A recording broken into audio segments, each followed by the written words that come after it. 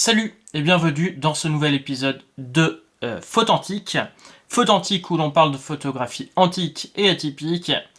Et je vais essayer de tenter une série où j'emmène avec moi dans différentes parties de Dordogne des appareils photo antiques, atypiques, etc. En gros, une bonne partie de ma collection que je vais essayer de passer cette année. Essayer d'en sortir une par semaine. Donc je vais essayer d'aller à l'essentiel souvent, puisque il va falloir produire un certain nombre. Donc les premières seront peut-être pas parfaites, mais je vais essayer de m'améliorer au fur et à mesure et de vous sortir des vidéos de mieux en mieux. Pour aujourd'hui, j'ai le Samsung NV7 OPS à vous présenter, et c'est d'ailleurs un des derniers appareils qui sont apparus dans ma collection, mais j'ai énormément de choses intéressantes à vous présenter, et celui-là justement il est assez original sur quelques points, donc je voulais vous en parler.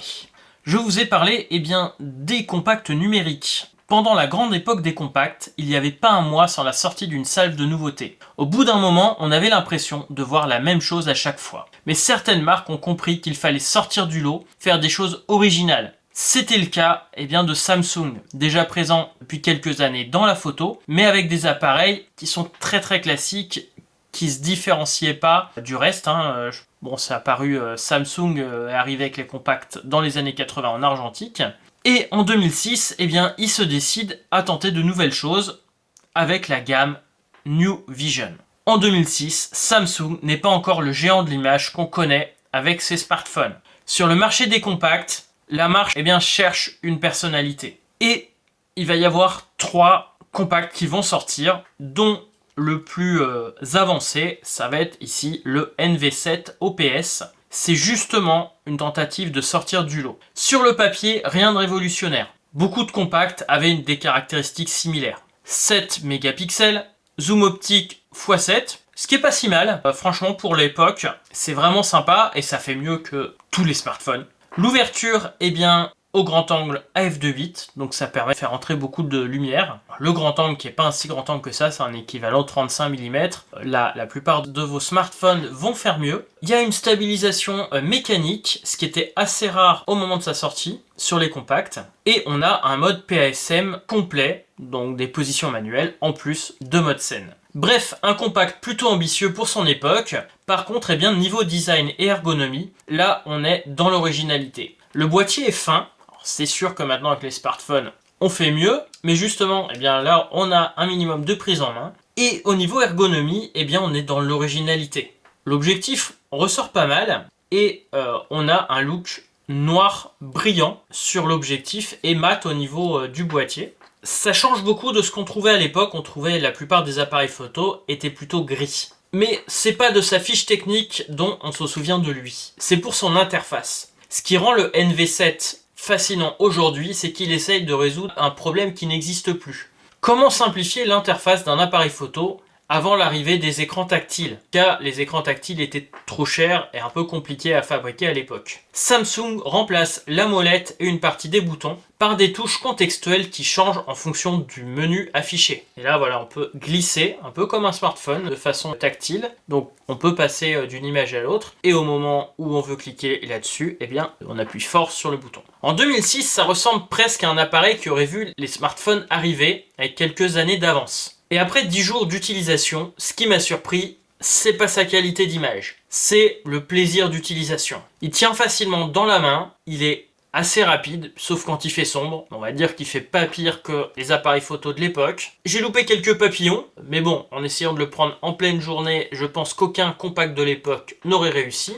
Mais bon, en général, il me donne envie de sortir et de tester des choses. Et pourtant, quand on regarde les fichiers aujourd'hui, le résultat est beaucoup moins impressionnant. Le bruit est rapidement présent, même à 200 ISO, et comme on n'a que du JPEG très compressé, c'est compliqué de faire des retouches sans avoir un truc qui ressemble à de la peinture. Bien que un truc qui ressemble à de la peinture, ça peut le faire aussi.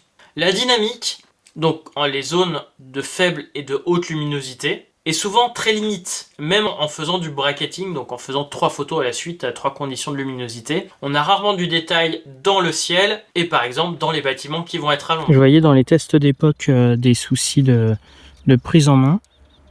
Ici, je trouve qu'il est vraiment agréable, en fait, avec ce petit grip. Alors j'ai des petites mains aussi, mais ouais, je trouve qu'on l'a bien en main. on a plutôt bien en main quand on a des petites mains. Ça fait pas trop lourd, on n'a pas l'impression qu'il tombe vers l'avant. Il est plutôt bien équilibré.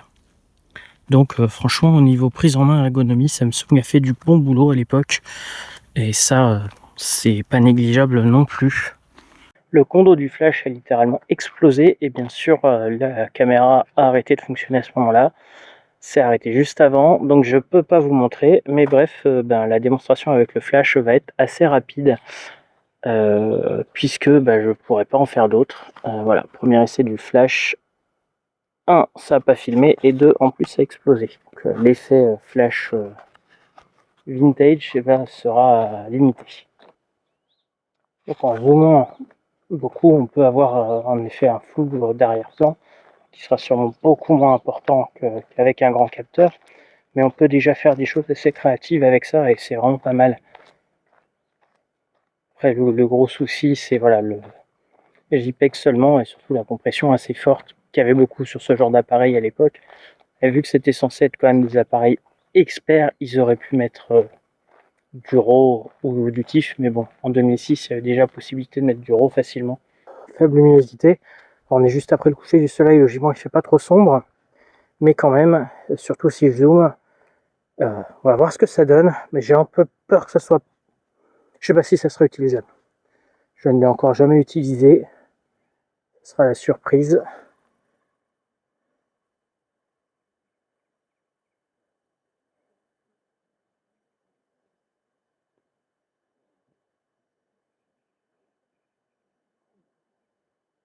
Le Samsung NV7 OPS me rappelle quelque chose d'important. Un appareil photo, c'est pas seulement une machine qui produit des images. C'est aussi un objet qui donne envie de sortir, de chercher des sujets, d'expérimenter.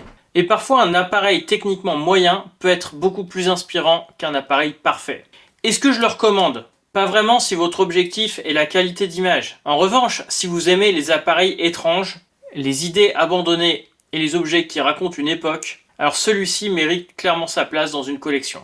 Personnellement, le mien restera dans la mienne. Même si malheureusement, après 2-3 essais au flash, le flash a explosé, donc l'effet style photo de groupe vintage années 2000 ne pourra plus être fait avec celui-là. Il y a quand même un certain nombre de choses que je pourrais faire avec ça. Et c'est un appareil photo qui se retrouve, si vous avez vraiment de la chance, à 20 €, sinon au grand maximum 50 €. De toute façon, je ne mettrai pas plus cher pour ça. Il se charge en USB, mais avec un connecteur propriétaire. Voilà, il faut quand même que le connecteur soit fourni, ou alors avec un chargeur universel. C'est une batterie un peu spécifique, mais je crois qu'il y a plusieurs Samsung qui utilisent ça. Sinon, c'est une carte SD, donc rien de spécial pour le faire fonctionner. Donc voilà, c'est un appareil photo qui est attachant finalement, même si je dois dire que là, pour cette première série, j'ai rien fait de vraiment extraordinaire avec.